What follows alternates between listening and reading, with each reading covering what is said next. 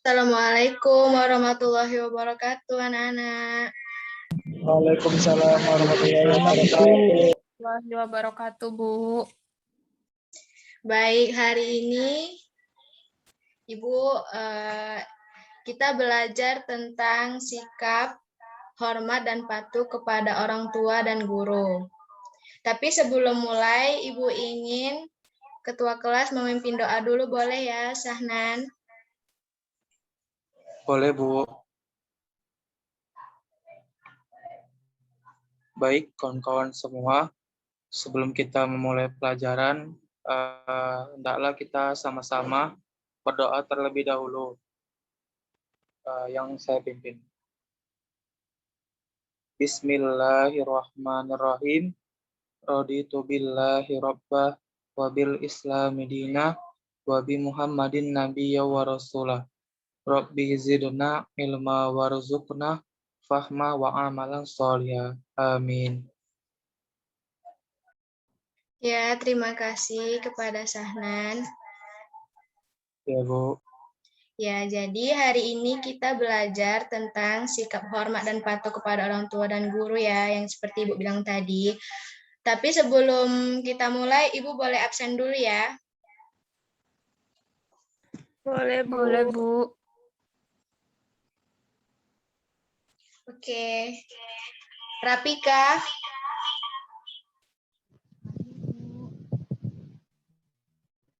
Fikri. Hadir, Bu.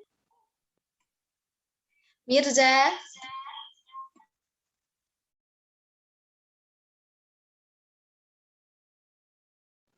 Mana Mirza, belum ada? Oke, lanjut ya. Habibi. Hadir, Bu. Habibi. Maaf, Bu, saya kira dirahami. Ya, Bu. Saya, Bu. Oke, nggak apa-apa, lanjut ya. Kardawi.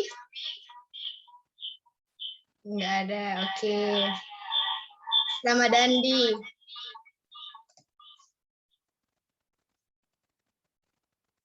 Ramadandi. Hadir, Bu. Oke, lanjut ya. Dira Hamimi. Hadir, Bu. Dinda. Hadir, Bu. Anita. Hadir, Bu. Wahyu Pertiwi. Hadir, Bu. Nanda Nurul. Hadir, Bu. Hasanah. Rizky Hasanah. Hadir, Bu. Nur Haida. Hadir, Bu. Jahro Afifah. Hadir, Bu. Ibnu. Oke, kita lanjut ya. Ayu Komaria. Hadir, Bu. Oke, Sahnan. Hadir, Bu. Abdullah. Hadir, Bu. Imasiti Masito. Hadir, Bu. Tasya.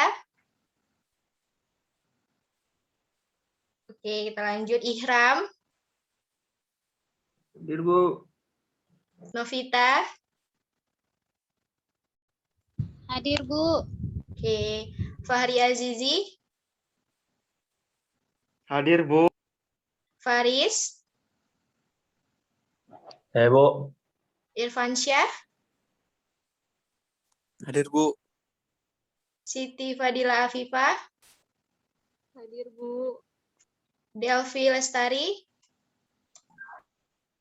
Saya. Sama Siti Aminah. Belum ya?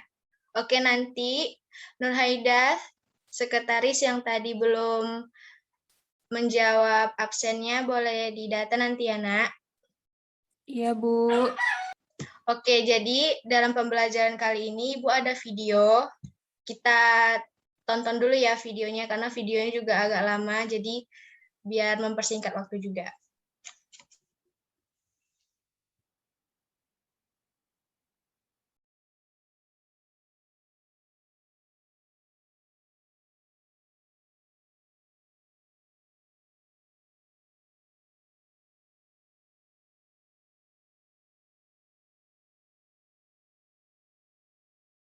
Ibu mau nanya, suaranya kedengeran nggak tadi? Belum ada, Ini Bu. belum ada Enggak, suara, Bu, Bu. enggak dengar. Oh, belum ada share screen-nya atau gimana? Atau nggak ada suaranya? Suaranya Share belum ada, screen-nya udah, Bu. Suaranya Ada nggak suara, ada, Bu. Bu. Bu. Tanya.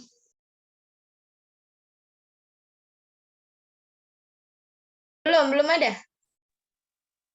Belum, Bu.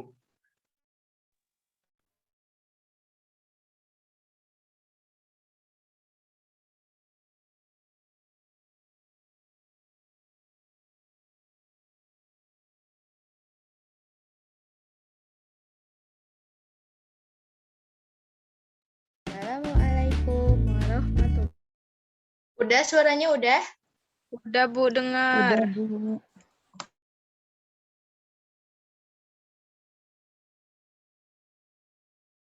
Warahmatullahi wabarakatuh. Halo anak-anak ibu. Hari ini ayo kita belajar tentang hormat dan patuh kepada orang tua dan guru. Perintah untuk hormat dan patuh kepada orang tua dan guru sangat ditekankan di dalam Islam loh, agar senantiasa dapat menjadi anak yang soleh dan soleha. Jadi apa sih sikap hormat dan patuh kepada orang tua dan guru? Ayo simak. Hormat dan patuh kepada orang tua. Orang tua adalah ayah ibu kandung kita. Orang tua merupakan pendidik utama dan pertama bagi anak-anak mereka. Berbakti dan berbuat baik kepada orang tua, mengasihi, menyayangi, menghormati, mendoakan, taat, dan patuh terhadap apa yang mereka perintahkan, termasuk melakukan hal-hal yang mereka sukai, yang dimana itu merupakan wajib bagi anak untuk melakukannya. Perilaku tersebut di dalam istilah agama Islam dinamakan birrul walidain, adalah hak kedua orang tua yang harus dilaksanakan oleh setiap anak. Contoh sikap hormat dan patuh kepada orang tua. Yang pertama, patuh dan taat bila dinasihati. Yang kedua, rajin sholat dan belajar untuk memenuhi harapan mereka. Yang ketiga, membantu pekerjaan rumah sesuai dengan kemampuan kita. Yang keempat, selalu mendoakan mereka demi kebaikan mereka. Doa berikut. Allahumma firli wali walidayya warhamhuma kama rabbayani shaghira. Ya Allah, ampunilah semua dosa-dosaku dan dosa-dosa kedua orang tuaku, serta berbelas kasihlah kepada mereka berdua sebagaimana mereka berbelas kasih kepada diriku di waktu aku kecil.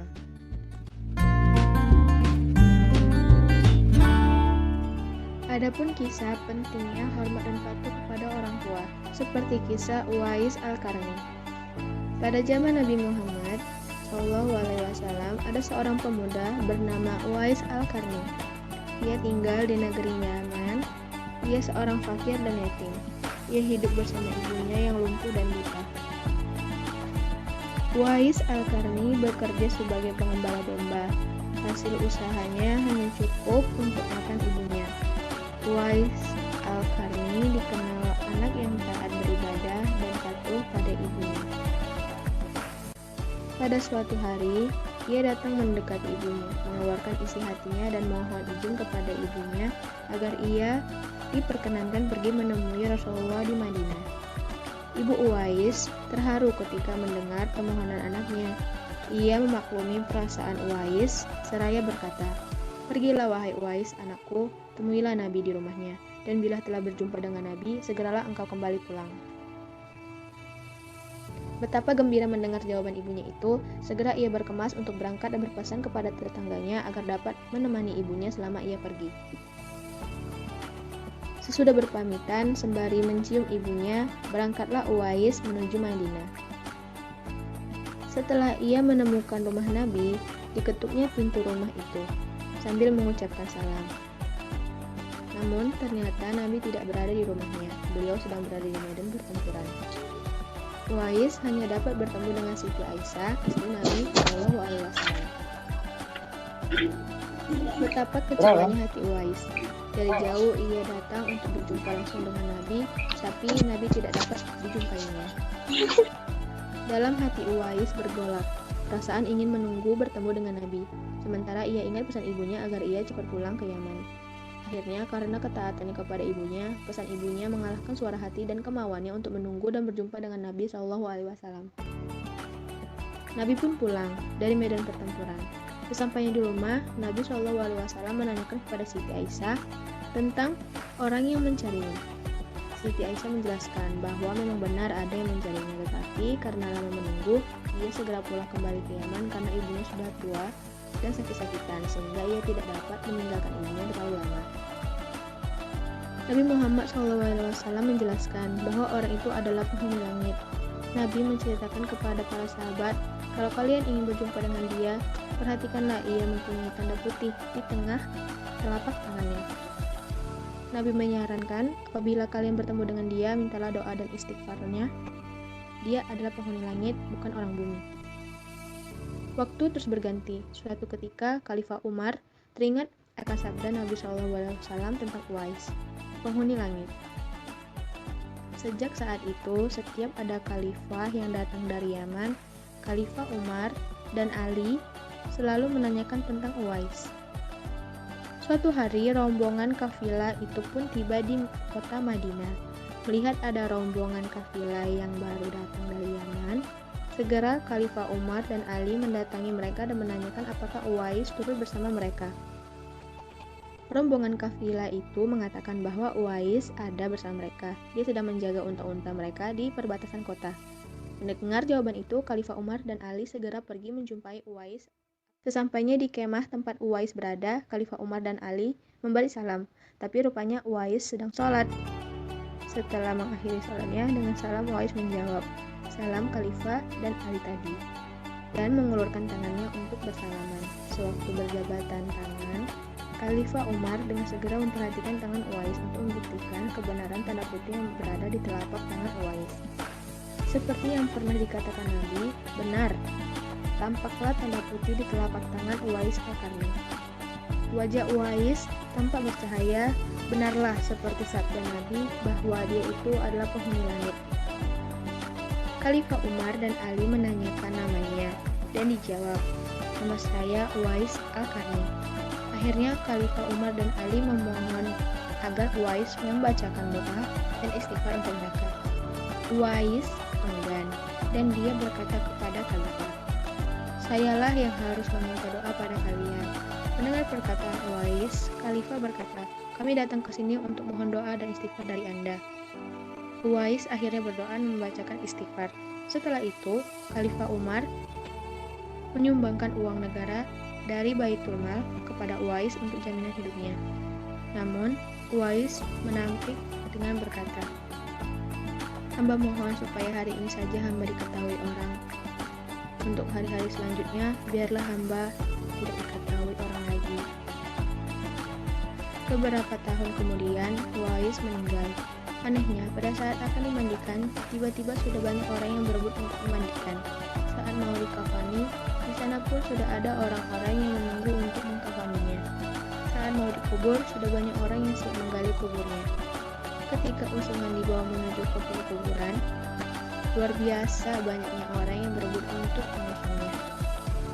Penduduk kota Yaman tercengang. Mereka saling bertanya, "Siapakah sebenarnya engkau, wahai Uwais? Bukankah Uwais yang kita kenal hanyalah seorang fakir yang tak memiliki apa-apa, yang artinya sehari-hari hanyalah sebagai pengembala domba dan unta? Tapi ketika hari wafatmu, engkau menggemparkan penduduk Yaman dan hadirnya manusia-manusia asing yang tidak pernah kami kenal." Mereka datang dalam jumlah sedemikian banyaknya, agaknya mereka adalah para malaikat yang diturunkan ke bumi untuk mengurus jenazahmu, wahai Uwais. Berita meninggalnya Uwais dan keanehan-keanehan yang terjadi ketika wafatnya telah tersebar kemana-mana. Baru saat itulah penduduk Yaman mengetahui siapa sebenarnya Uwais, karena selama ini tidak ada orang yang mengetahui siapa sebenarnya Uwais. Dikarenakan permintaan Uwais sendiri kepada Khalifah Umar dan Ali agar merahasiakan tentang dia. Barulah di hari wafatnya mereka mendengar sebagaimana yang telah disabdakan oleh Nabi SAW bahwa Uwais Al-Qarni adalah penghuni langit. Hadis riwayat Muslim dari Ishaq bin Ibrahim, dari Mu'az bin Hisyam, dari ayahnya, dari Qatadah, dari Zurara, dari Usair bin Zabir. Dari kisah ini, menghormati orang tua sangat ditekankan dalam Islam. Banyak ayat di dalam Al-Quran yang menyatakan bahwa segenap mukmin harus berbuat baik dan menghormati orang tua. Hormat dan patuh kepada guru. Guru merupakan orang tua kita ketika kita di sekolah. Dia mengajarkan membaca, berhitung, berpikir, dan sebagainya. Sebagaimana kita memperlakukan orang tua, begitu pula lah sikap kita kepada guru sebagaimana ia adalah orang tua kita. Berikut contoh sikap hormat dan patuh kepada guru. Yang pertama, mengucapkan salam jika bertemu. Yang kedua, mengerjakan tugas yang diberikan oleh guru. Yang ketiga, tertib ketika guru sedang mengajar di dalam kelas. Yang keempat, patuh terhadap perintah dan perkataannya. Berikut ini ada pula hikmah hormat dan patuh kepada orang tua dan guru. Hikmah dan manfaat hormat dan patuh kepada orang tua. Yang pertama, berbakti kepada kedua orang tua merupakan amal yang paling utama. Yang kedua, apabila orang tua kita ridho atas apa yang kita perbuat, Allah Subhanahu wa Ta'ala pun ridho. Yang ketiga, berbakti kepada kedua orang tua akan diluaskan rezeki dan dipanjangkan umur. Yang keempat, berbakti kepada kedua orang tua dapat menjadikan kita dimasukkan ke dalam jannah Allah atau surga. Yang kelima, berbakti dan menghormati orang tua dapat melebur dosa-dosa besar. Berikut hikmah dan manfaat hormat dan patuh pada guru. Yang pertama, ilmu yang kita peroleh akan menjadi berkah dalam kehidupan kita. Yang kedua, akan lebih mudah menerima pelajaran yang disampaikannya. Yang ketiga, ilmu yang diperoleh dari guru akan menjadi manfaat bagi orang lain. Yang keempat, akan selalu didoakan oleh guru. Yang kelima, akan membawa berkah, memudahkan urusan, dianugerahi nikmat yang lebih dari Allah Subhanahu wa Ta'ala. Nah, jadi uraian tadi adalah sikap anak yang soleh dan solehah, di mana ia dapat menghormati orang tua dan guru. Sampai jumpa. Ibu tutup. Assalamualaikum warahmatullahi wabarakatuh.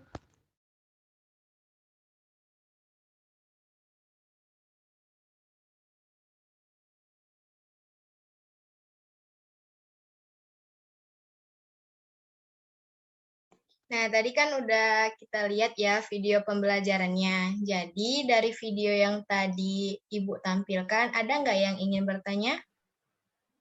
Saya, Bu. Ya, boleh Rafika, nanya apa? Kan materi kita tadi tentang hormat dan patuh kepada orang tua dan guru kan, Bu.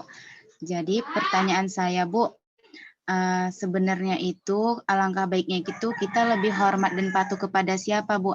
Kepada orang tua atau kepada guru kita? Mungkin itu saja, Bu. Terima kasih. Baik, pertanyaan Pika tadi bagus ya. Jadi pertanyaan Pika, kita tuh lebih hormat kepada orang tua atau kepada guru sih? Sebenarnya orang tua itu, kita menghormati orang tua adalah salah satu kunci untuk masuk surga. Adalah pintu untuk menuju surga gitu kan. Jadi begitu kita menghormati orang tua, pastinya kita juga harus menghormati guru. Bagaimanapun, guru adalah sebenarnya orang yang berperan penting dalam memberitahu kita apa sebenarnya itu Islam. Malahan kita banyak tahu tentang Islam, sejarah Islam, apa itu puasa, apa itu sholat, apa itu surga, apa itu neraka. Banyak kita tahu itu dari guru. Guru yang kita peroleh dari pelajaran di kelas kan. Jadi kalau menurut Ibu, keduanya kita harus menghormati baik orang tua maupun guru gitu, karena dua-duanya juga sangat berjasa untuk kita, di mana mereka sampai sekarang dapat membentuk karakter kita sampai kita menjadi mempunyai akhlak yang baik, menjadi lebih mengerti apa itu Islam, apa itu puasa, seperti itu. Jadi kalau menurut Ibu, tidak ada perbedaan menghormati antara keduanya, karena keduanya itu adalah hal yang wajib untuk kita menghormatinya karena mereka sudah berperan penting dalam kehidupan kita. Begitu ya, Rafika. Iya, Bu. Terima kasih, Bu. Oke, menurut Ibu cukup satu pertanyaan aja ya, karena tadi videonya juga udah panjang. Ibu ingin kan di WA Group Ibu sudah memberikan tugas, tadi di akhir video juga udah ada 3 tugas kan.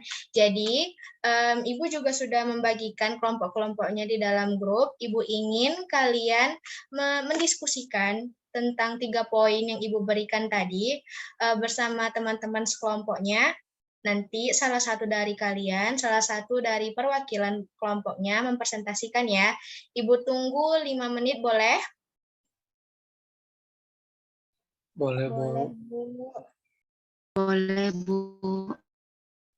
Oke, Ibu tunggu ya.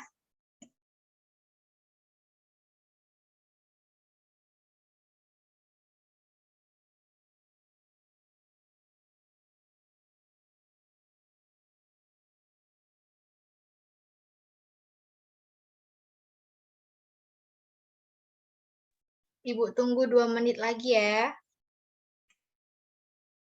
Baik, Bu.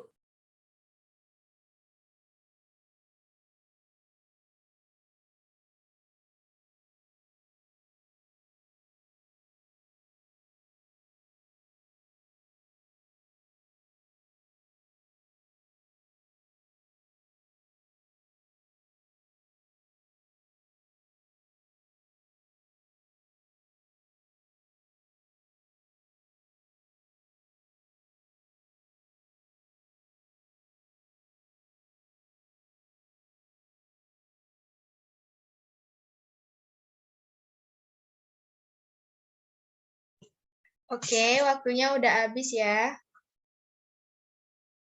Jadi, coba kelompok antara 1, 2, 3. Siapa yang ingin duluan mempresentasikannya? Saya, Bu. Kelompok 1. Oke, silakan Rafika. Baik, Bu. Assalamualaikum warahmatullahi wabarakatuh. Saya perwakilan dari kelompok 1 ingin mempresentasikan hasil diskusi kelompok kami. Yang pertama itu tentang nilai yang terkandung dalam Quran Surah Al-Isra ayat 23-24. Nah, nilai yang terkandung dalam surah tersebut adalah tentang berbakti kepada orang tua, bagaimana cara kita menghormati orang tua, menyayangi orang tua, serta menjadi anak yang soleha dalam artian kita mendoakan orang tua kita.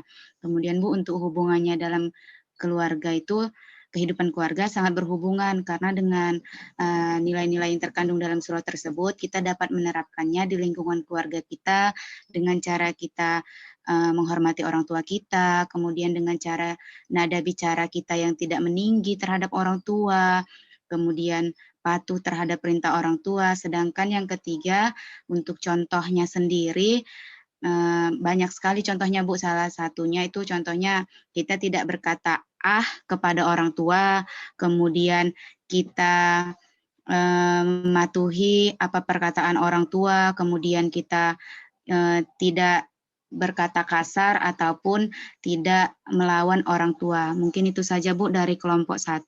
Terima kasih. Assalamualaikum warahmatullahi wabarakatuh. Ya, benar, bagus. Coba kita kasih tepuk tangan untuk kelompok 1. Ya, bagus ya, ya seperti dikatakan Rafika dari kelompok 1. Oke, ada lagi yang lanjut antara kelompok 2 sama kelompok 3?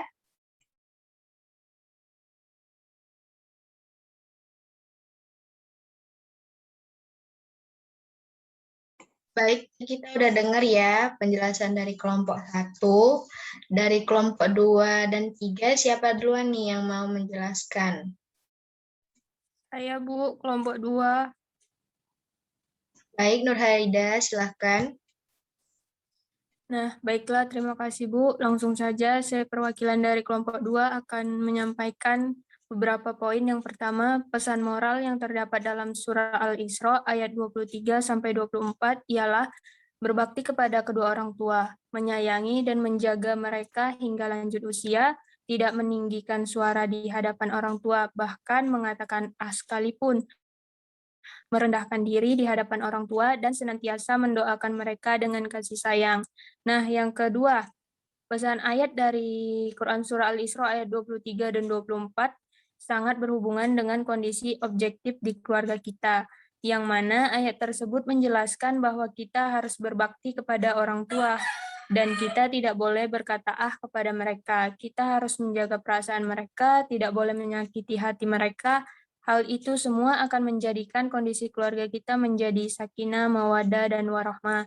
Nah, poin ketiga, Bu, menghormati kedua orang tua, tidak berkata kepada orang tua kita ketika disuruh, selalu mendoakan orang tua.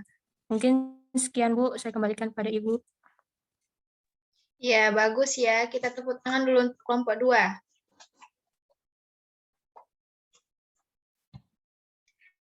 Baik, dari kelompok 3, siapa yang ingin mempresentasikannya? Saya aja lah ya, Bu. Oke, boleh Sahnan. Terima kasih. Oke, silakan. Baik, saya perwakilan dari kelompok 3 akan memaparkan hasil diskusi kelompok kami mengenai Quran Surah Al-Isra ayat 23-24. Jadi yang pertama itu pesan-pesan di dalam Quran Surah Al-Isra itu, yang pertama itu jangan menyembah selain Allah. Yang kedua, hendaklah kita berbuat baik kepada ibu bapak. Yang ketiga, kalau ada orang tua kita yang lanjut umurnya, jangan ucapkan sekali-sekali dengan perkataan Kemudian, jangan membentak orang tua. Dan yang terakhir, ucapkan dengan perkataan yang mulia. Kemudian, hubungan antara pesan ayat dengan kondisi objektif itu sangat berkaitan begitu, Bu. Karena kan seperti yang Ibu jelaskan tadi juga di awal, bahwasanya salah satu kalau kita mau masuk surga itu lewat pintu berbakti kepada orang tua gitu. Jadi saling berkaitan begitu, Bu. Kemudian contoh perilakunya itu dalam kehidupan sehari-hari, misalnya kalau kita mau pergi itu kita pamitan, salam sama orang tua, cium tangan orang tua gitu. Kemudian membantu menyiapkan pekerjaan rumah, mungkin dengan menyapu atau menyuci piring. Terakhir, mendengarkan nasihat orang tua, baik itu dari ayah maupun ibu kita. Mungkin itu saja dari kelompok kami, Bu. Saya kembalikan, Bu. Baik, terima kasih Sahnan. Kita tepuk tangan dulu untuk Sahnan. Bagus ya, tadi semua kelompok memaparkannya dengan baik. Jadi memang benar, kaitannya ayat dalil tadi dengan kehidupan kita sehari-hari, memang kita tidak boleh gitu berbicara dengan nada yang tinggi, membentak, berkata seperti itu. Karena orang tua juga adalah orang yang harus dihormati, begitu juga dengan guru ya. Jadi menurut Ibu, pembelajaran kita cukup untuk hari ini. Semuanya berpartisipasi dengan baik, semuanya aktif. Terima kasih. Baik, kita tutup untuk ketua kelas dengan doa. Baik, Bu. Kawan-kawan, karena pelajaran kita sudah selesai, mari sama-sama kita membacakan doa kafaratul majelis. Subhanakallahumma wa bihamdika Asyhadu an la ilaha illa anta astaghfiruka wa atubu ilaik. Udah, Bu. Baik, Ibu tutup. Nun wal qalam yauma yasturun fastabiqul khairat. Assalamualaikum warahmatullahi wabarakatuh. Waalaikumsalam, Bu. Warahmatullahi wabarakatuh.